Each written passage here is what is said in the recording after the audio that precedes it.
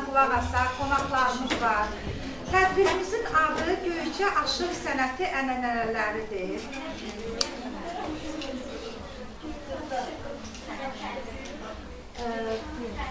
Birinci qonaqlarımızı təqdim etmək istərdim. Mədəniyyətin və milli ənənələrin təbliği İctimai Birliyinin sədri Etibar Məmmədovdur.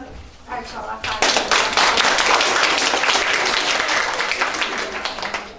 İkinci qonağımız isə Aşıq Ələsgərin nəticəsi, hörmətli Xətai Ələsgər.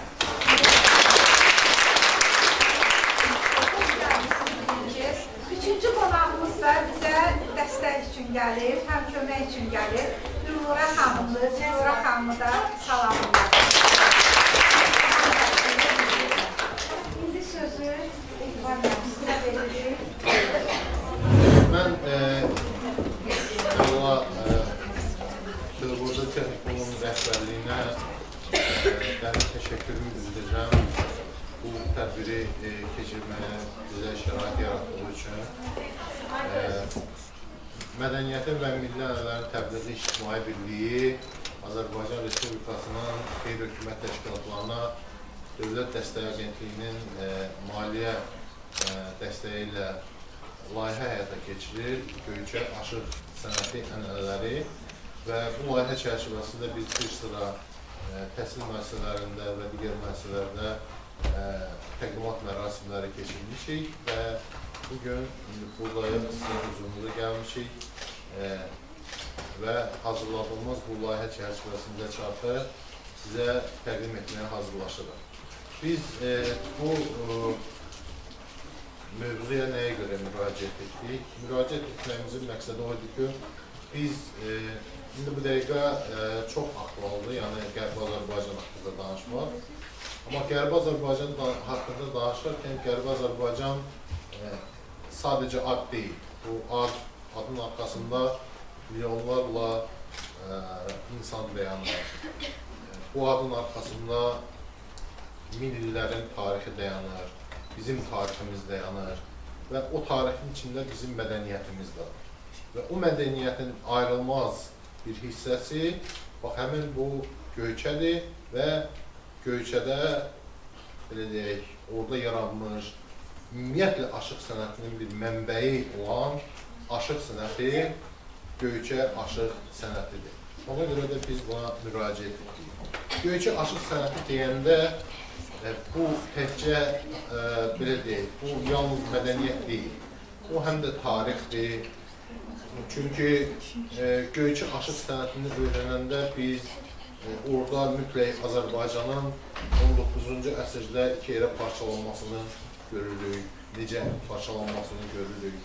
Biz bu mədəniyyəti, bu aşıq sənətini öyrənəndə biz 20-ci əsrin əvvəllərində, 20-ci əsrin ortalarında Azərbaycanlıların deportasiya məruz qaldığını, nə üçün deportasiya məruz qaldığını, nəyə görə bizim mədəniyyət nümunələrinin, mədəniyyət daşıyıcılarının sıxışdırıldığını gördük. Yəni, biz bütün bunların hamısını izləyirik bir tək Göyçə aşıq sənətini öyrənməklə. Amma bütün bunlarla bərabər biz hazırıq. Bilirsin abi? Biz buna görə bu mövzuya müraciət etdik ki, təbii ki, bir saatla, 40 dəqiqə ilə, 50 dəqiqə ilə siz bütün bunları öyrənmək mümkün deyil. Amma heç olmasa bir qığılcım yaransın ki, uşaqların içində, tələbələrin içində, xanımlarda bir qığılcım yaransın ki, onlar o qığılcımı özləri ilə daşısınlar. Daşısınlar öz ailələrinə, öz dostlarına, tanışlarına və bununla da bu mövzu, bu məsələ yavaş-yavaş yayılsın. Çünki bizim borcumuzdur bu sənəti yaşatmaq. Bu sənəti yaşatmaq, sazda yaşatmaq sənətkarların işidir, sözdə yaşatmaq, ürəklərdə, qəlblərdə yaşatmaq bizim işimizdir. Biz indi öz işimizi görürük. Ona görə də mən biz bu mövzunu Göyçə aşıq sənəti ilə bağlı bir balaca video şart hazırladıq. Düzdür, burada bir problem var, səs problemi var. Amma texniki problemdir. Amma eşidilir. Buna görə diqqətlə qulaq asaq, nə qədər bacarırıqsa, yəni köklənək və eşidək, dinləyək, baxaq, görək. Ondan sonra isə biz fikirlərimizi bu mövzu ətrafında aparacağıq. Amma hər şeydən əvvəl mən sizə bir şey deyim. Bugün nəyə görə biz Qərbi Azərbaycanı müzakirə? Vaxt var idi, mən ixtisasca 25 il jurnalistika ilə məşğul olmuşum. ANS-dən tutmuş, gəlmişəm, Asan Radio, nə bilim, belə işləmişəm. Mənim, belə deyək, gözümü açmışam, qələmi götürüb yazmağa başlayanda birinci Qarabağdan başlamışam yazmağa. Biz Qarabağdan yazanda həmişə nəysə, həmişə ermənilərin o Qarabağdan, Şuşadan, Laçından, nə bilim, Xocavənddən, Ağdamdan çəkdikləri videoları internetdən, YouTube'dan götürürdük. Orada onların o işarələr var da, logolar demək. Onları itirirdik və onun əsasında o reportajları hazırlayırdım. 2021-ci ildə mən Şuşaya getdim və orada çəkiliş edəndə birdən fikirləşdim ki, ilk dəfə 25 ildən sonra ilk dəfə mən özüm öz yazdığımı özüm çəkirəm və özüm öz kadrlarımı verirəm. Yəni biz bunu hardasa mən demirəm, yəni burada hər kəsin ürəyində bir vətən var və hər kəsin ürəyində olan vətən mənim ürəyimdə olan vətəndən qat-qat böyükdür. Amma mən onda hiss elədim ki, biz nəyə nail olmuşuq? Biz o Qarabağ uğrunda uşaqlar, cəngavərlərimiz bizim şəhid oldu. Biz Qarabağı aldıq və biz bugün artıq Qarabağı dirçəldirik və Qərbi Azərbaycan haqqında danışırıq. Ona görə filmə başlamazdan, çarxa başlamazdan əvvəl mən xahiş edirdim o uşaqların xatirəsini bir dəqiqəlik sükutlayalım.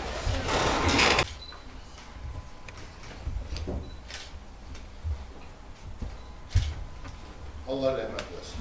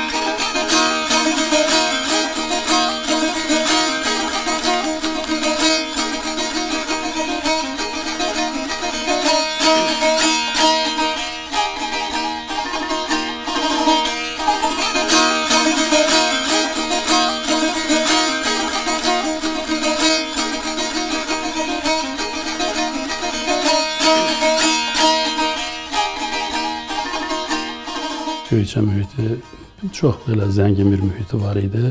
Hər tərəfdən sıra dağlar idi. Göyçə gölünün ətrafındaydı bu dağlar və Göyçə gölünün ətrafında da bütün kəndlər idi. Vaxtilə dəniz səviyyəsində 2000 metrə yüksəklikdə yerləşirdi. Vaxtilə o ərazidə demək olar ki, hamısı türklər yaşayıblar. Bir növ Göyçə mahalı, aşıq sənəti orada çox böyük inkişaf edibdir. Yəni, bugünkü gündə Göyçə deyəndə ilk növbədə aşıqlar yada düşür və xüsusilə Dədə Ələsgər yada düşür. Çox hüsünkar gözəlliyi var idi. Demək olar ki, 6 ay yaz ayları olardı, güllü çiçəkli. 6 aydan sonra soyuqlar düşərdi, sərt qışı olardı. Yaz gələndə gül çiçək o qədər gözəl açardı ki, arıların işləməsi böyük bir musiqi sanki dinləyirsən, bax o dərəcədə.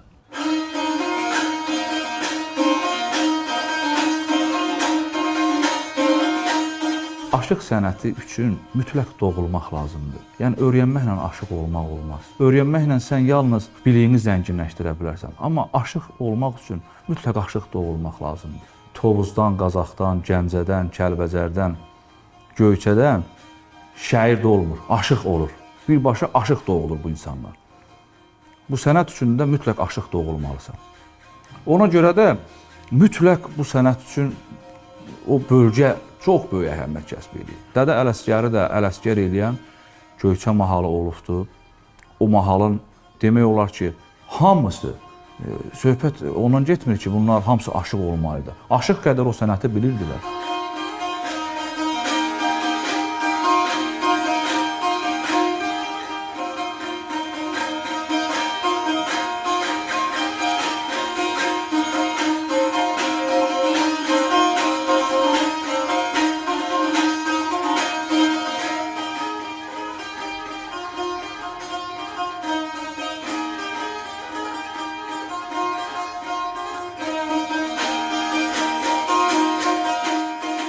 Göyçə mühiti aşıqları yetişdirdi. Məsələn, Aşıq Ələsgər kimi belə dahi bir sənətkarı Göyçə mühiti idi ki, yetişdirdi. Göyçədə ümumiyyətlə Göyçədə el şairləri olub ki, halbuki bunların da bilavasitə çox əksəriyyəti istəyib ki, məclislərdə bunların sözləri oxunsun. Bir növ biri-birindən həmişə konkurensiya olubdur da. Bu baxımdan çox dəyərli şairlərimiz orada yetişiblər. Xüsusilə aşıqlıq sənəti də bayaq dediyim kimi ən çox deyərdim ki, Göyçə mühitində aşıq sənəti yetişib. Çünki aşıqlarımız da belə idi ki, hər belə deyim də əlinə saz alan aşıq ola bilməzdi. Orada sanki bütün insanlar bu sənəti dərindən bilirdi. O da məclisə hər adam aşıq kimi gəlib məclisi idarə edə bilməzdi. Çünki tamaşaçılar daha çox bilirdi. Odur ki, aşıq olan mütləq ustad yanında püxtələşməli idi. Məsələn, Aşıq Ələsgərin özünün şəriətlərinin bir eləsi var ki, 8 il, 10 il ona qulluq edən şəriətlər olubdur. Budur ki, məsələn, onlar heç vaxt məğlub olmurlar. Həmişə bütün məclislərdə sözlərini deyə biliblər.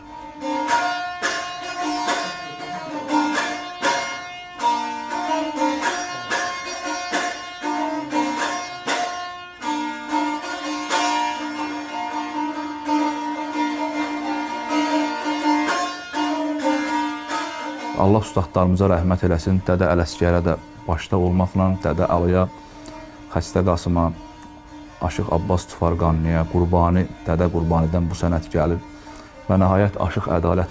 Bu sənəti, əzizlərim, ancaq ruh adamları ifa eləyə bilər. Başqa cür bu sənəti ifa eləmək mümkün deyil. İstər ifaçı aşıqlar olsun, oxuyan vaxtı. O səsin işləməyi də yenə də ruha bağlıdır. Sən ruhda deyilsənsə də, heç cürə sən onu istədiyin kimi ifa eləyə bilməzsən. Mütləq aşıq ruhda olmalıdır, təbdə olmalıdır. Aşıq sənəti bu qədər böyük bir sənətdir.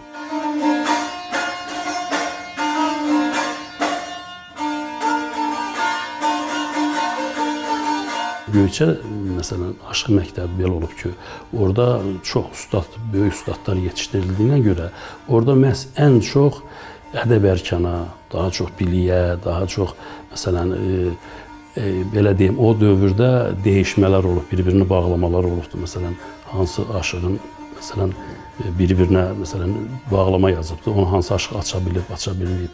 Hətta o dövrdə nəyə görə məsələn tutaq ki, Aşıq Ələsgər bu cür belə deyim də bugünkü günümüzdə ən zirvəyə qalxdı. Məsələn Xəstə Qasımın məsələn açılmayan bağlamalarını məsələn Aşıq Ələsgər açıb.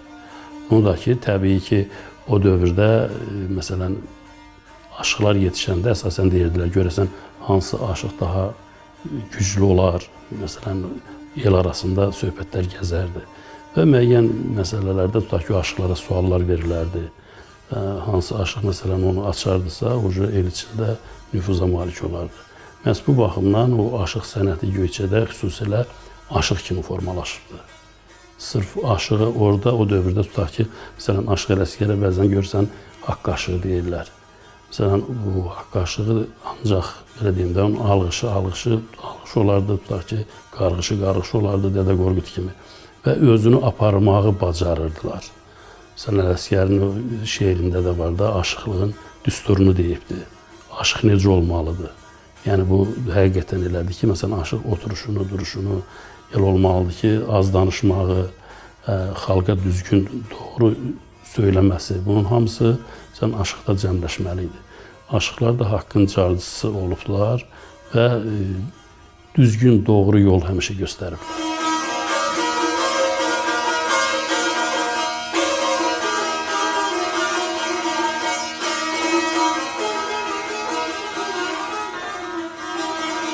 Birbaşa ün məsələsidir. İlahidən gələn ün, səs. Sən öz ruhunu o səsə, o ünə təslim eləməlisən ifa zamanı. Ruhanini ifa eləyəndə, dilqəmini ifa eləyəndə. Bir də ki, hər havanın öz, belə deyək də, ruh məqamı var. Sən yanıq kərəmini ifa eləyəndə mütləq o ruhda qəmlənməlisən. Sazın dinləyiciyə onun necə bir təbdə olduğunu göstərməlisən, necə bir ruhda olduğunu göstərməlisən. Bir ifada ki, yanıq kərəmini, sən kərəmin yandığını dərk eləməsən, onu ifa eləyə bilməzsən. İfa zamanı sən kərəm kimi yanmasan, onu ifa eləyə bilməzsən.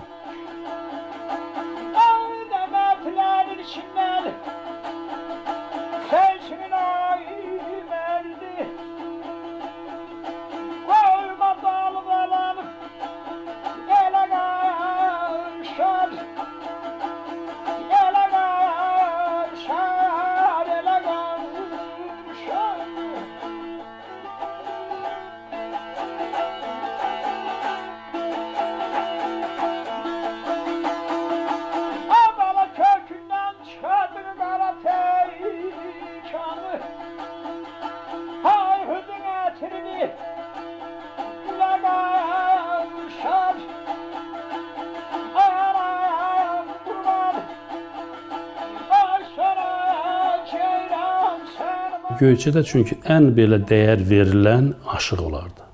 Ən hörmətcil adamlar aşıqlar idi. Çünki müəllimlər, təbii ki, müəllimlərə hamı hörmət qoyardı. Müəllim olan yerdə, tutaq ki, biz dayanmazdıq. Qaradakı müəllim dayanıb onun yanından elə keçərdi ki, bizi görməsin. Yəni o dəyərlər var idi. Amma aşıqlar xüsusilə bir ozanlıq sənətini daşıyırdı. Oradan hamı onlara hörmətlə yanaşardılar. Məsələn, hansısa bir aşıq gələndə hamısı ayağa qalxardı ki, gəl, filan aşıq gəlibdi məclisə.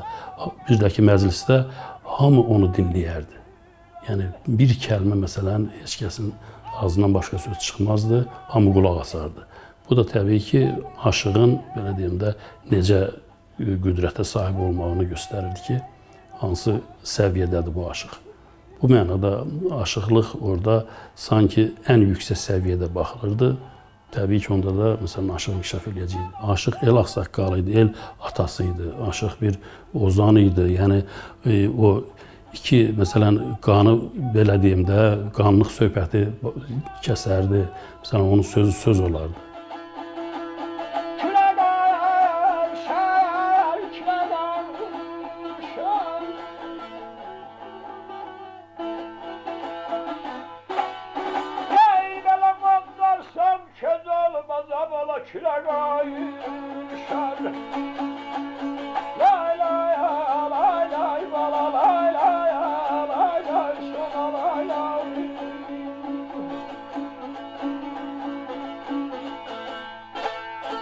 Neysi adam karıştırar aranı. Baykuşda adeti sever veranı. Kola benzetməklə karvan qıranı, oddarsan köz olmaz, külə qarışar. Aşıq Alı, Aşıq Ələsgər, Ağ Aşıq. Bunların tarixini bilməyən bir cəmiyyətə sən bu sazı sevdirə bilməzsən. Mütləqdir ki, həm də ki, xalqımız da bu sahədə çoxlu oxumalıdır, savadlanmalıdır. Xüsusən də gənclərimiz. Bizim işimiz uşaqları ibtidai öyrətməkdir. Yəni, 1-ci sinifdən əlindən təzə saz öyrədib onlara bu sənəti aşılamaqdır.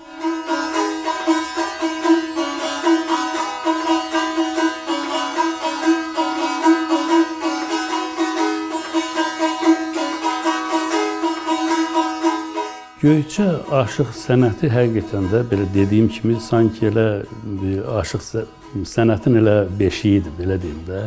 Çünki orada hər ailədə demək olar ki, saz var idi. Hər ailədə saz var idi. Sonra böyük maraq var idi. Tutaq ki, saza böyük maraq var idi, aşığa böyük maraq var idi. Bu da təbii ki, yetişməli idi də. Bir də mühit yetişdirirdi. Və ya dediyim kimi, tutaq ki, qış vaxtı heç bir adam, heç bir iş olmazdı. Bir aşıq danışardı, söhbət eləyərdi və ya ailədə, məsələn, belə söhbətlər gedərdi. Maraqlı suallar saxlayardılar ki, falan aşıq gələndə ondan soruşaq. Buna görə də maraq olduğuna görə bu sənət inkişaf edirdi. O Göyçə aşıqları bütün Azərbaycanımızın hər yerinə gəlirdilər. Məsələn, yay vaxtı olsun, tutaq ki, toylara gəlirdi Aşıq Ələsgərin özü bütün, demək olar ki, Türk dünyasının hər yerinə gedib, aşıq kimi gedibdir. Özündən var şəhidləri gedib. Və təbii ki, həmin yerdə də aşıqlarla bunlar qabaqlaşıblar. Məsələn, bir çox xatirələr var. Aşıq Ələsgər tutaq ki, yeni şeir növü yaradıb. Dodaq dəyməz, dil dönməz şeir növü yaradıbdır.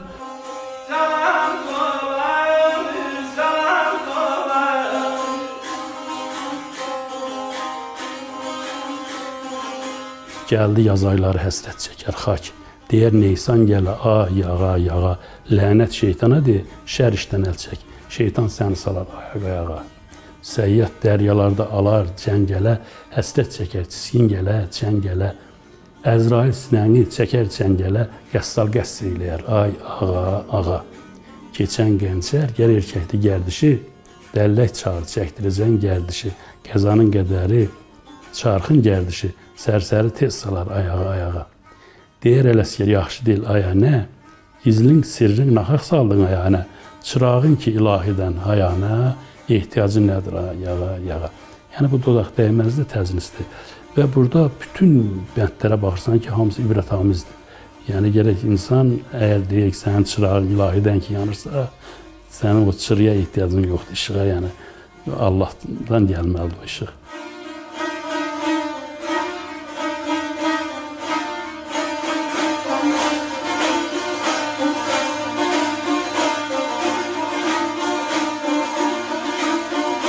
Ümumiyyətlə, bugünkü günümüzdə Göyçə Aşıq məktəbi demək olar ki, o səviyyədə deyil. Yəni, tamamilə Göyçə dağılandan sonra hərə bir tərəfə düşdü. Çünki birinci ev qayğıları gündəlik dolanışacaq. Məcbur elədik ki, insanlar hərə bir səmtdə bir qismət çörəyini çıxartsın. Bu baxımdan Göyçə Aşıq məktəbi sanki zincir sındı da. Amma yenə də bu aşıq sənətinə məşğul olanlar var. Mən inanıram ki, bayaq dediyim kimi Ələsgər yenə tək o torpaq yetişdirdi. İnanıram ki, Göyçə mühiti yenidən Ələsgərlər yetişdirəcəkdir. Çünki mühit çox şey deməkdir. İnsan ora düşəndə istər-istəməz mühitdə formalaşır. Mən inanıram ki, əgər o torpaqlara yenidən qayıtsaq, mütləq təzədən o zəncir bərpa olacaqdır.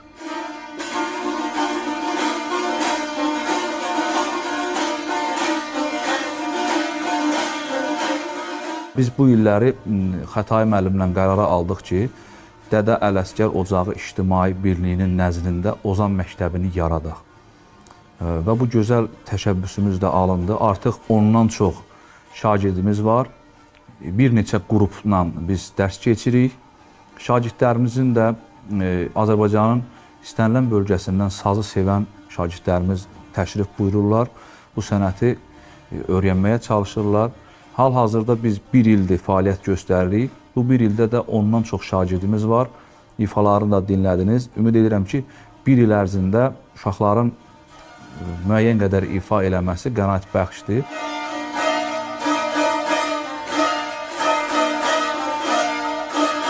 Bir gün eşidəcəyik ki, artıq ora köç başlanılır.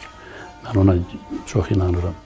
Mənim orada otağımda da var, kəndimizin şəklini asmışam divardan. Hər gün ona baxıram və fikirləşirəm ki, görəsən o gün gəlsin, gedim. Bir ilk növbədə Dədə Ələsgərin o qəbrini gedim ziyarət edeyim. Düzdür, qəbir üstü daşı sındırıblar, amma qəbrin yeri durur.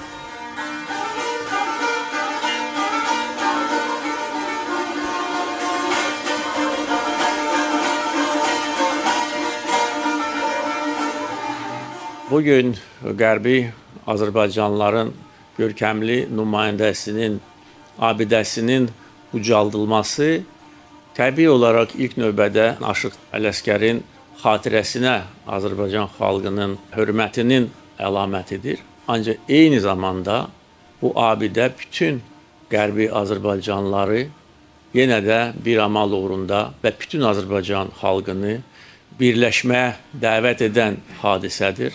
Biz o günü səbirsizliklə gözləyirik, inanırıq, mən də inanıram, siz də inanırsınız, gün gələcək.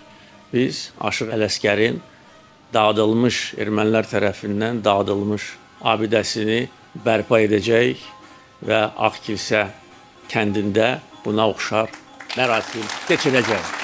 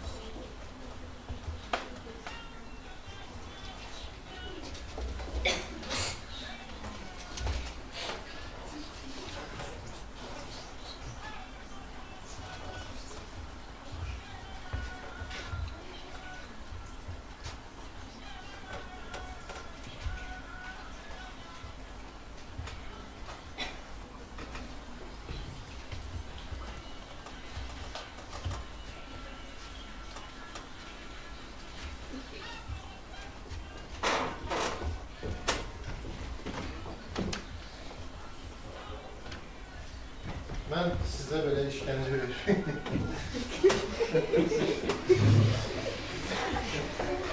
Burada texniki problemdir, yəni mən başa düşürəm, yəni heç bir problem yoxdur. Mən sizə bir şey deyim də, bizim bu tədbirimizin çox böyük bir üstünlüyü var. Bütün ordu danışılanların daşıyıcısı və bugün bu tədbirin şahidi Aşıq Ələsgərin nəticəsidir. Yəni, bu adamın qanında, damarlarında da o Aşıq Ələsgərin qanı axır. Ona görə mən istərdim, yəni Göyçə aşıq sənəti ilə bağlı nəyi bilmək istəyirsə, bir dəqiqə bizə danışacaqlar, belə canlı danışacaqlar. Xətai müəllim, buyurun. Hər birinizi salamlayıram. Doğrudan da tələbələr arasında sonunda özünün olan tələbəlik illəri ilk yada düşür. Biz də sizin kimi vaxtında tələb olmuşuq.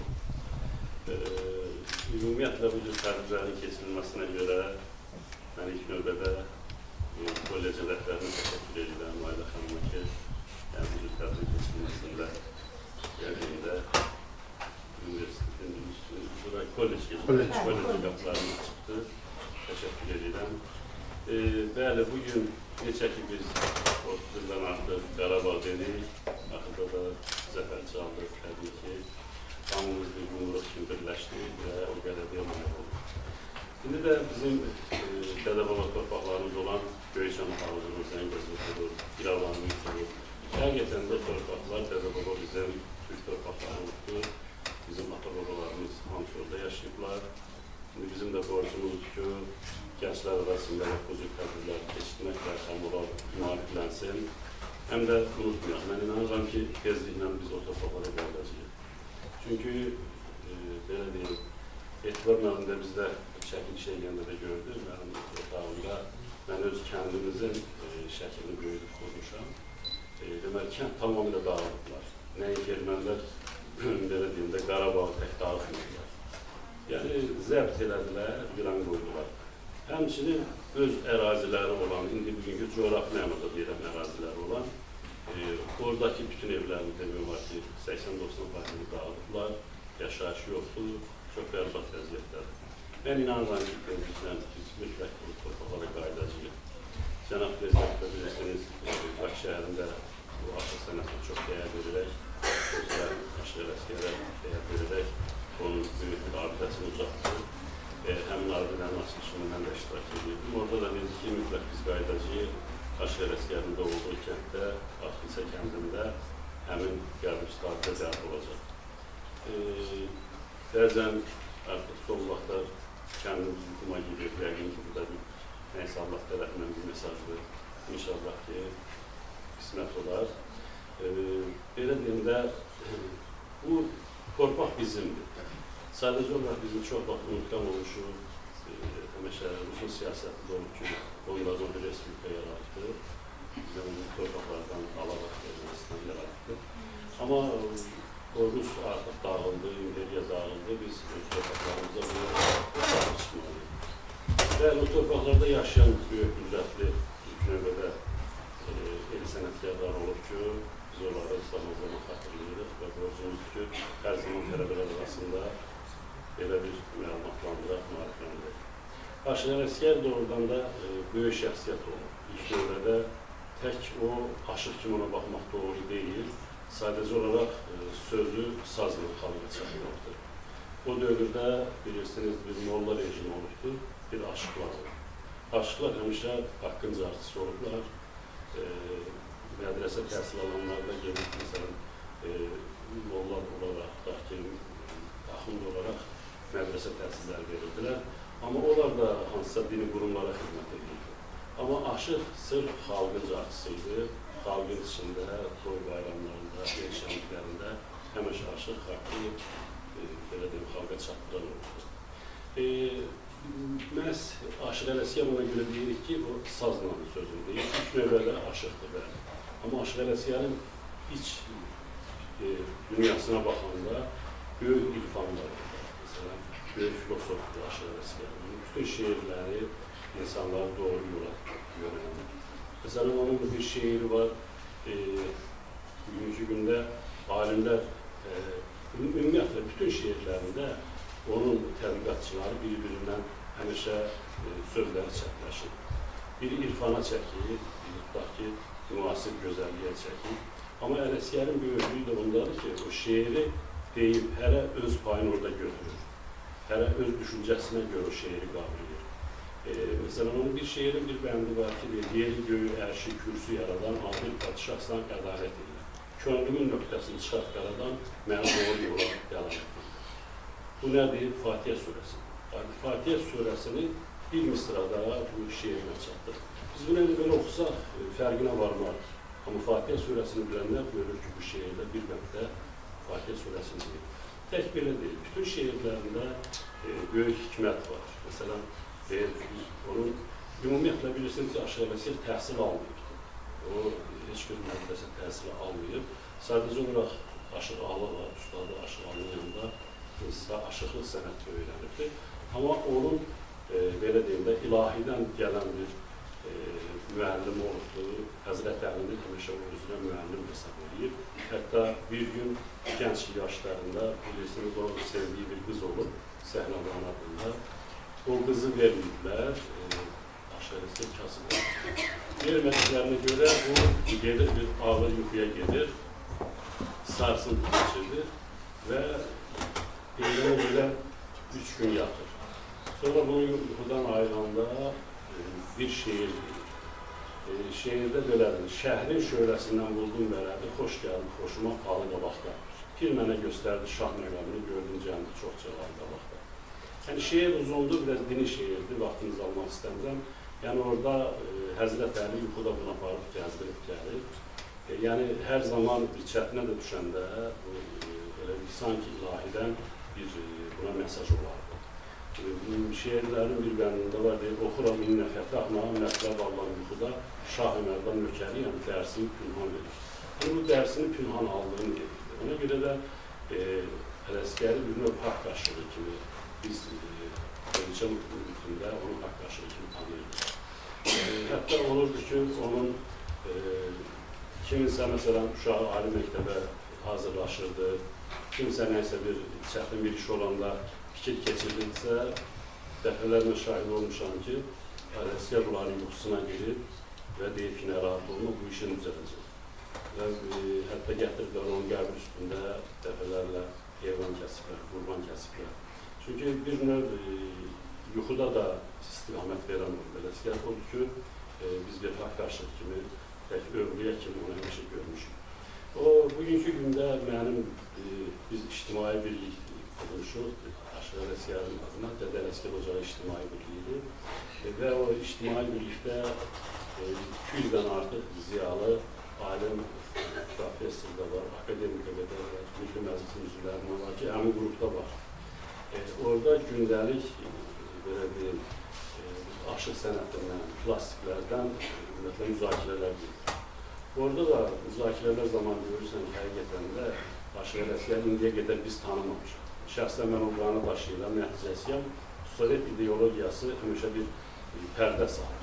Sanki Ələsgər ilə bir işik elə getsin, harada bir gözəl gördüsə, o gözələ şeir bilsin və yaxud da qulaq başında bir gözəl görüb ona şeir verir. Ümumiyyətlə bir şeyi nəzərinizə çatdırmaq istəyirəm ki, Aşıq Ələsgər heç bir vaxt özü hansısa bir gözələ görüb şeir deyil.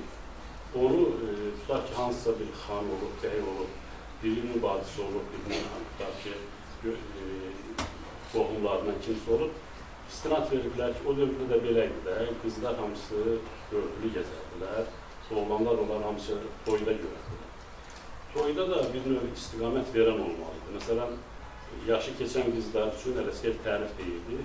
Çox keçmirdi ki, bir ay, 2 ay keçməzdi, bir də görürdüm 5-10 yerdən ona elçi düşən oldu. Yerlər Ələsgər ona tərif edilsə, deməli bu qız ağlı, kamal, hər şey yerindədir. Bu baxımdan o dediyi gözəllərin əksəriyyətini bilavasitə Ələsgərə sifarişlə, hətta xələt verməklə tərif edildirirlər. Ümumiyyətlə, Ələsgərin görünməyən tərəfləri var.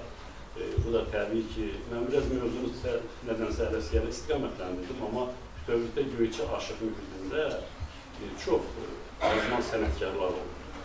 Ancaq Ələsgər onlardan fərqlənir. Sadəcə ona görə fərqlənir ki, Ələsgərin belə deyim də, deyib bu mətləb aldığı, yuxuda mətləb aldığı, belə deyim, elə xüsusi, məsələn, haqdan gələn bir pay var ki, ancaq Ələsgər buna ayrılmışdır. Mən çox istəyirəm ki, burada tələbələr suallar versinlər. Çünki Ələsgər o qədər böyük mövzudur ki, yəni, düşündürən nə varsa, hansı bir sualı varsa, o sual ətrafında danışmaq daha yaxşı olur. yeganə şəxsiyyət olub ki, yazı pozu bilməyib, 16 janrda şeir növünə müraciət edib. Bəlkə də burada tələbələrimizdən soruşsaq, çoxsu bilməz ki, neçə şeir növü var. Amma yeganə şairdir ki, şair aşıqdır ki, bütün şeir janrlarına toxunubdur. Məsələn, dil dönməz var, dodaq dəyməz var, dodaq dəyməz təznis var, çıraqlı təznis var, müstəzat var, müstəzat qoşma var, bağlamalar var, gəraylıdır, təznisləri dedim. Ümumiyyətlə, şeir növləri çoxdur, gəraylı olsun, qoşma olsun. Yəni, bunların hamısına aşağısı müraciət edir. Özdə bunların hamısını bədahətdən deyibdir. Hansısa bir məclisə girib, tutaq ki, məclisin axır dünyası qəbul edir. 2026-cı ildə onun ölümünün 100 illiyini artıq məclisdə yəni, kim sual varsa, Birinizi salamlayıram, xoş gəlmişsiniz deyirəm. Belə bir layihənin keçirilməsi məqsədi ilə sizə təşəkkür edirəm. Mən Azərbaycan Dövlət Pedaqoji Kollecinin İnklusiv Təhsil Bölməsinin 1-ci kurs tələbəsi Namazova Şəhla. Aşıq Ələsgərin Sözüm var, bir də Durnalar adlı şeirin əsas ideyası nə olub? Yəni, mənim üçün çox maraqlıdır, zəhmət olmasa məlumat verə bilərsiniz. Durnalardan əsasən versək daha yaxşı olar. Durnalar şeiri vacibi olmalı. Ələsgərin Sözüm var, Durnalar bir də qoşmalı. Durnalar şeiri məsələsində Durnalar şeiri vacibi olmalı. Aşıq Ələsgərin var. Hansı şeir? Başlığından Sözüm vardan deyə bilərsiniz, yaxşı durnalar olmasın, sözcük vardan. Mənim sizə sözüm var. Yox, əsasən ideyanın məqsədi nə olub, ondan bilmək Şeir istəyirəm. oxuya bilərsən. Şeirdən bilməm. Axırından deyə bilərəm. De. Yəni, bir də internet orada bir var. Yox, başlanğıcından yox, axırından bir deyə bilərəm. Vaqisdə olur ki, Sözüm var idi, durnalar idi. Aşıq Ələsgər. Uçun durnalar, uçun. Aşıq Ələsgər. Var. Hamısız o deyil, mən bilmirəm. Yazılan şeir Aşıq Ələsgərdir. Ən çox yayılan mətn aşağıdakı kimidir. O şeir Şeiri deyil. Aşıq Ələsgər durnalar, uçun durnalar, uçun. Gedin mənim elimə. Göz dəyməsin yurduma, qonan düşsün gölmə. Bəli, bəli. Ələsgərin şeiri deyil. Ələsgərin şeiri deyil. Bax, belə deyil. Var, əslində yuxarıda da olur. Ümumiyyətlə, mənim atam olar ki, tam belə deyim də, deyə bilməsəm də, amma bilirəm ki, deyəndə bilirəm ki, nəyə düz deyildi, nəyə düz demədi. Ən azından biz 50% əzbər bilirəm. Amma bilmədiyimi də, kimsə deyəndə bilirəm ki, səhv dedi, yoxsa düz dedi. Yəni belə.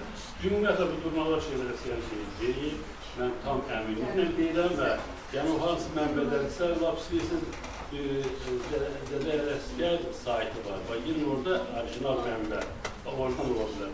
Yəqin ki, durna da sizin, belə deyim də, sevdiyiniz mövzu olduğuna görə sizi cəlb edib.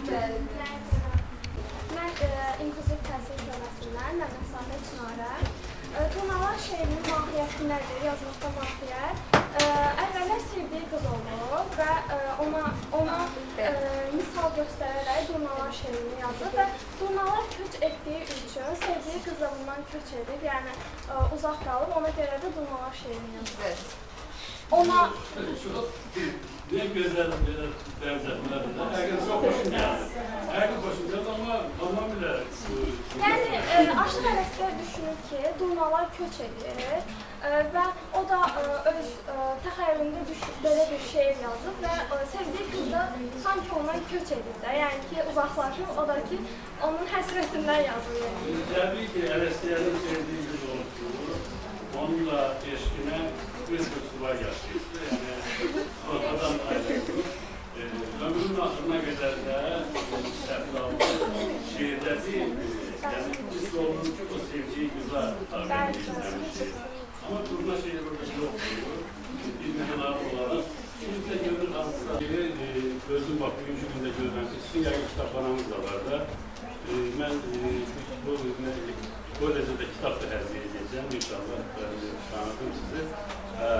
Mütləq ki, gənclərimizi maarifləndirməliyik. Tərslikdən heç nəyə güzel birinci bir olarak ortaya koydunuz. Yani bu şeye kimi Ələsgərin şehri değil. Bu tür şehirler, mesela Ələsgərə ait olunan şehirler var ki, onu da mesela bir hissəsi alimlər qəbul edir, bir hissəsi alimlər qəbul edir. Çünki Ələsgərin 1000 dənə şehrin içindən o derece bilirsən ki, Ələsgərin nəfəsi var. Çünki özünün dəsti tərqi var. Ələsgərdə, mesela Səməd Vurğun'a deyiblər ki, bir məclisin birində Ələsgərin Dağlar şeirini oxuyublar. Həmin vaxtda Səməd Vurğun dağlara baxıb, Kəlbəzlərdə oldu. O da qəlyan çəkən oldu. Biraz gah qaşlarını belə çatardı, gah düşüncəli. Belə bir sanki bəzən aşı oxuyan belə kulağı az eşitmir ki, belə kulağa sardı. Yekunlaşdırandan sonra aşıq başlayıb Səməd Vurğun Dağlar şeirini oxuyub. Mən də ilk yazdım. Ama Ələsgərin Dağlar şeiri dağlı sevgilir. Bu bakımdan Ələsgərin bütün şeirlərində akıcılık var. Özde ben açığı dile değil. Onun bir şeirini tutaq ki, oxuyursan, tüfəkli olan şeir. Bir müddət yüzdür başa düşürsən. Müəyyən dövrdən sonra təzədən oxuyursan, təzədən oradan nəyəsə bir şey təzədən çatır. Elə açıqlanır. Yəni Ələsgərin də böyüklüyü oradadır. Ama burada şeyin Ələsgərdə həqiqətən oluyor. Orada gördük kimsə sevgiden özünü uğraştırır. Böyle uğraştıranlar olur. Bizim bir blogum var idi. Biraz əməliyyata geçip böyük dastancıydı, Əmir Urmanlı və Kəlbəzərdə yaşaydı. Ama əslən göysəliydi. Bildirim də yoldaşım. Çok büyük şairdir. Yani yaxşı yazısı var idi. Bu Ələsgərlə bağlı dastan bağlı. Buna göre atam bundan neçə yüksək aldı. Yani qəbul eləmək ki, sən Ələsgərlə dastan yaza bilməzsin. Çünki nəyə görə? Deyən olsa şeir yaxşı şeir yazmışsan, amma Ələsgəri artıq sən yazmışsan da bu şeir Ələsgər yazmıyor. Belə bir gələcəkdə 25 şeir sən yaz, şunu o yazsın, 4'ünü bu yazsın, elə Ələsgərdən özündən heç nə qalmayacaq. Ona görə Ələsgərdə nə varsa qəs edilir, ondan artıq nə ihtiyaç yox. Çünki bak dediğimiz şeirlər timsalında belki de bugün 50 tane şehir var kitapta. Biz onu ayrı bölümeye salmışız ki Ələsgərə ait eyləyən şehirler. Ama Ələsgərin şehri değil. Yani təbir eləmirik ama tarihine de istəndik ki yani bu bakımdan. Buna göre teşekkür ederim Mehmet sualınıza göre. Başka sualı olan olsa da yine sorun. Başka sual veren, buyur. Buyurun. Birinci kurs tələbəsiyəm. Aşıq Ələsgərin yaradıcılığında əsas nə idi, yəni əsas məqamları nə idi? Yəni əsas ideyaları. Teşekkür ederim. Ümumiyyətlə Ələsgərin bütün yaradıcılığında belə deyildir. Evet, sahib çıxara onun şeirləri. Əsas məqsəd bu.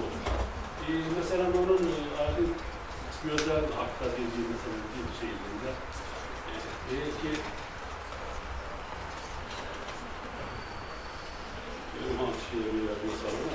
şehirler çok olanda karşı can kurban eyləsən layıqdır layıq. Bir yar ki mətləbi tez qanamır. Baş göz ilə, işarətlə anlayan nəyə istəməklə söz qanamır. Canın qurban olsun o əhlidirlər, başını oynada gözündən gülər. Nəbin nəyə deməklə söz qanamır. Yəni biraz bu şehrin hamısında görürsən ki, doğrudan da gözəl olmaq şərt gözəl, gözəldə olan o xas xüsusiyyətlər var, yaxşı xüsusiyyətlər. O gözəldə olanda daha gözəl olur. Yoksa insan var ki, zahirən çox gözəl olur, amma içi başqa. İnsan var ki, üzdən takip o dərəcədə gözəl deyil, ondan ünsiyyətdən sonra görürsən dünyanın ən gözəl olur. Yəni bu baxımdan gözəldə elə bunların hamısı cəmlənsin. Ələsgərin də o şeirlərdə həmişə salam bunu öyrənməklə mütləq deyirəm. Mesela onun bir şiiri var, çok vaxtda mesela kızı üçün elçi gəldi. Bu istəyir ki, kızı vermək istəmir, neynəsin ki, buna yox desin. Ya da yox deyir, körünün izilmək istəmir. Kızına elə bir özü deyir, qoyduğun tərəfini deyil, sonra özünü bilərsin, istəsən qalarsın, istəsən qalmasın. Kızını elə pisdir ki, deyərsən körə o gedən o yerdə elçilər kitabında bura gəldi. Yəni nə mənada? Ben değil, körlüğüne görmeyeyim ki, yani ki vermek istemden değil. Şehirde prost edemeyim ki, yani o da tabii ki dediklerini bile de yani MSY'nin böyle şu vaxtda dədəlik statusunu orada qazanıb ki, ev içində həmişə belə deyim də, böyük nəsiyyət verən olubdur. Ümumiyyətlə, ağaların, bəylərin soyunda da tutaq ki, bunu 2 toya dəvət edirlərmiş, biri kasıb olmuş, tutaq ki, vardı. Xüsusilə kasıbların o, məsələn, pula görə, vara görə heç vaxt, məsələn, fərq qoymaz. Başqa sual olan, buyurun. Nə üçün Göyçə mahalı aşıq sənətinin 5 yıl sayılır? Yəni, nasıl da nəyin olmaması? Çox doğru. Təşəkkür ederim. Bakıyorsun. Ne güzel sual. Evet. Mən sual verəcəm. Elbette. Böyle cevabı desin sonrası.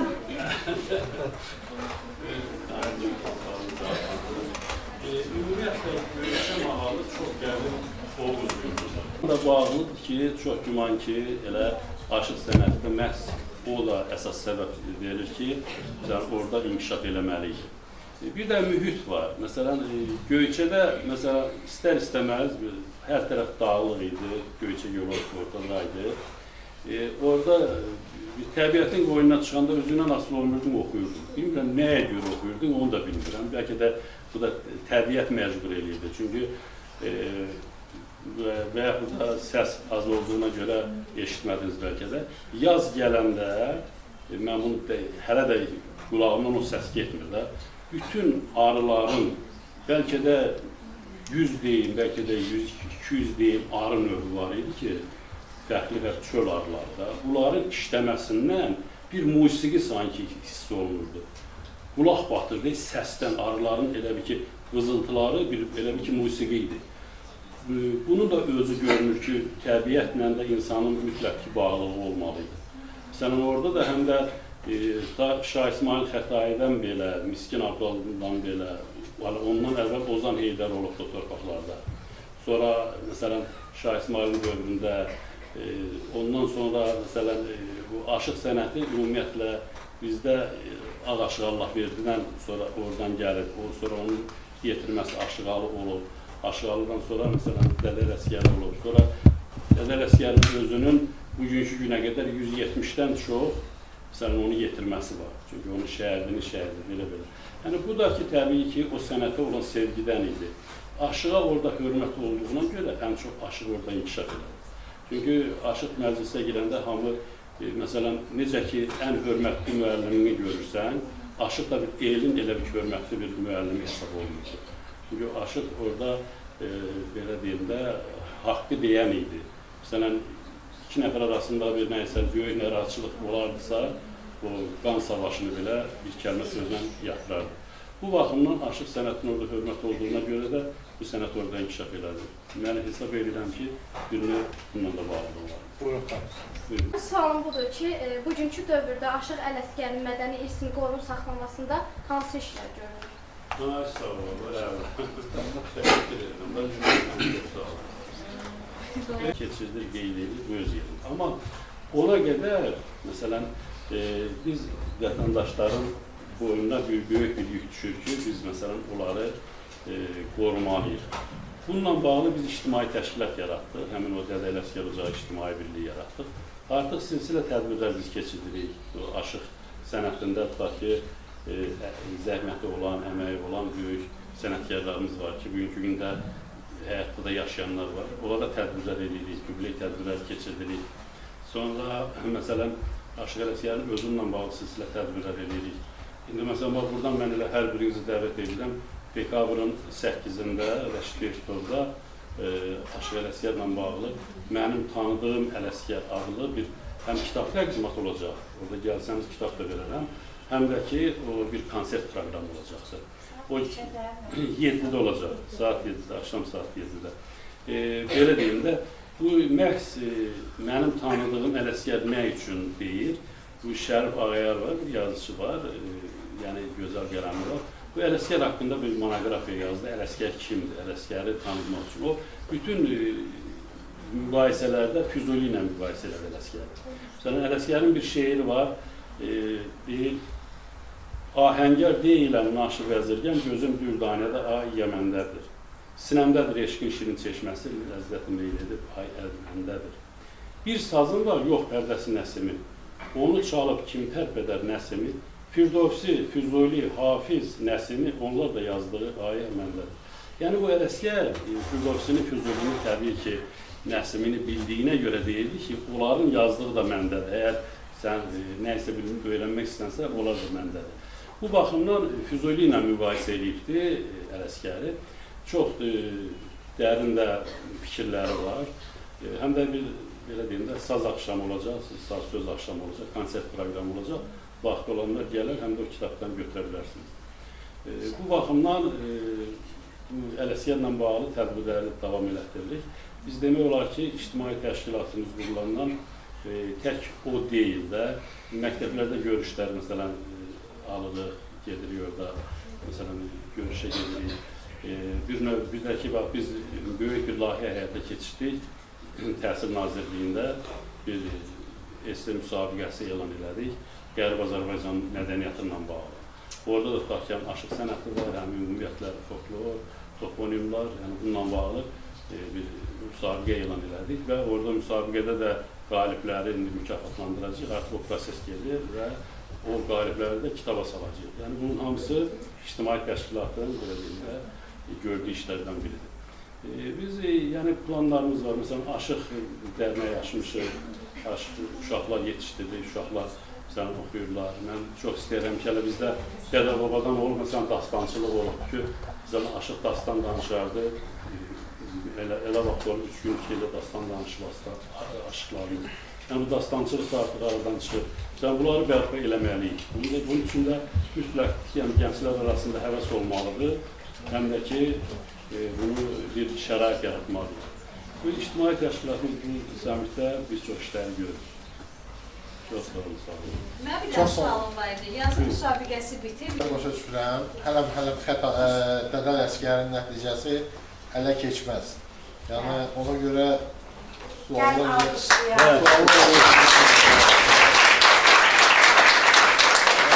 Mən maraqlı suallarınız varsa deyim. Məsələn, belə deyim də, Aşıq Ələsgərin ailəsi şəcərə olaraq Şah İsmail Xətayidən gəlir, o qohumluq əlaqəsi. Deyəsən, tələsiksiniz, getmək istəyirsiniz, yoxsa? Bizim tələbələr 3 kalokun veriblər, yəni mənə bildirdilər ki... Hə, onda inşallah bu növbəti bir nəfər... Biz də sizə təşəkkür eləmək istəyirik. Buradakı tələbələr hamısı məktəbə qədər və inklusiv müəllimələr olacaq da, belə deyirlər. Nə xoş bizə ki, biz bu tədbiri buraya gətirə bildik. Heç mənim ki, istəsəydim, heç belə şey alındıra bilməzdim və həqiqətən də gördüm ki, biz nəyə görə? Çünki siz bir körpüsüz. Bəlkə də özünüz deyil, o dağın hündürlüyünü görmək üçün gərək dağdan nə qədər kənara durasan. İndi sizin nə qədər zirv edirəm. Mən əminəm ki, bugünkü mühitdən gördüm onu. Biz sizə o qığılcımı gətirə bildik. Yaşayın, yaşadın, inşallah bir də görüşərik. Artıq Dədə Ələsgəri biz orada qeyd edərik. Əziz